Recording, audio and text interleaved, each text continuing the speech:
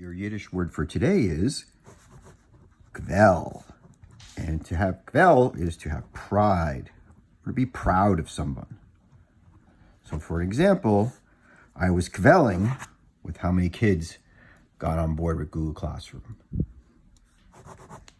going to start lesson 5.3, which begins on page 183. We're going to talk about something called direct variation, which is just a fancy phrase for something that's actually really simple. And direct variation is just when in a graph,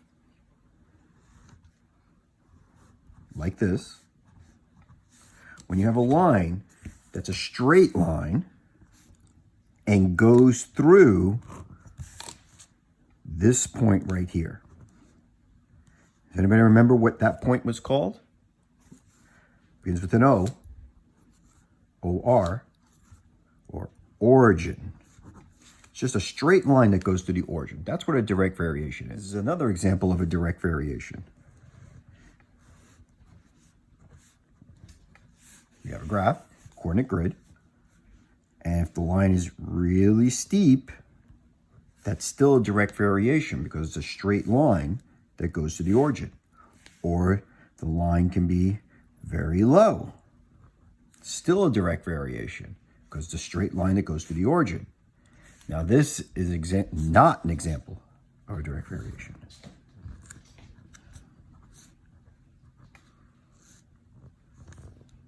Can you see why? It's a straight line, but it doesn't go through the origin. So this is not a direct variation. This is a direct variation. Here's another example of not a direct variation. Can you tell why this is not a direct variation? That's right. It's a curve. So this is not a direct variation. Remember, direct variations in graphs need to be a straight line and go through the origin. It's important that you be able to tell direct variation in a graph, in a table, and in an equation. So I've gone over graph. So now we're going to go to table.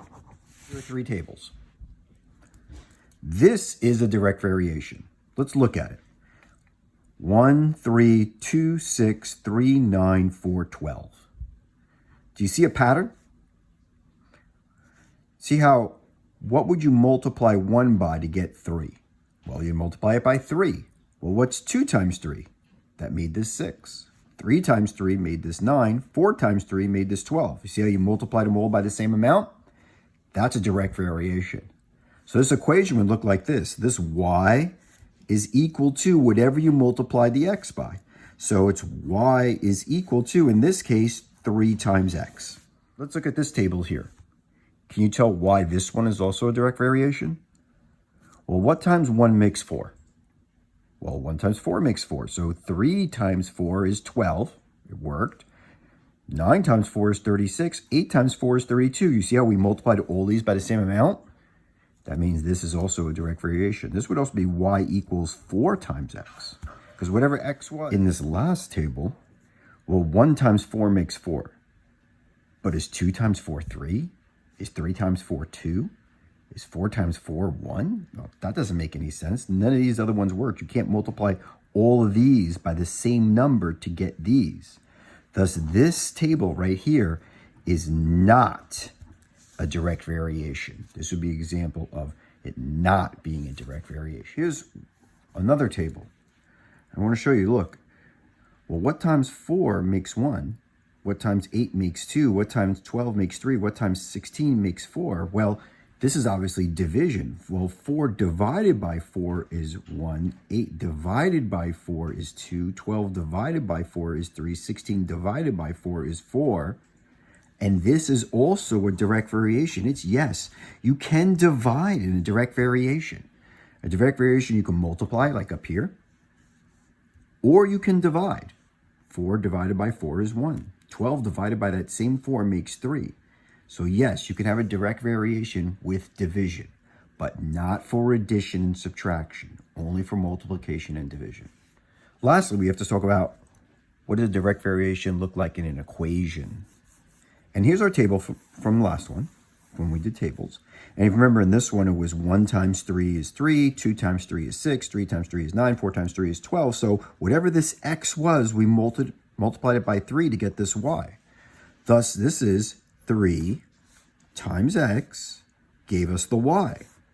So this is what a direct variation looks like in an equation. Same thing here. Look, all of these, like 3 times 4 is 12, 8 times 4 is 32. Can you guess what this equation will look like?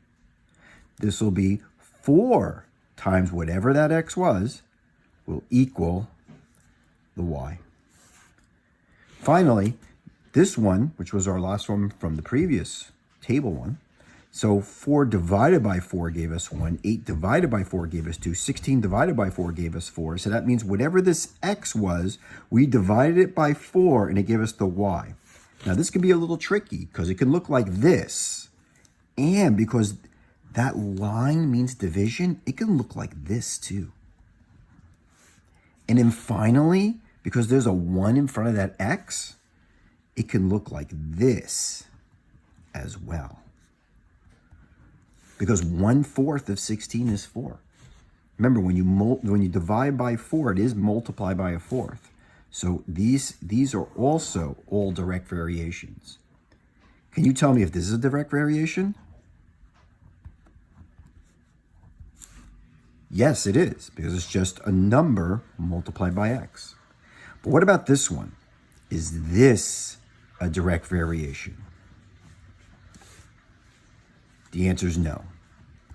Why? Because we're adding something here. We can't add or subtract in direct variation.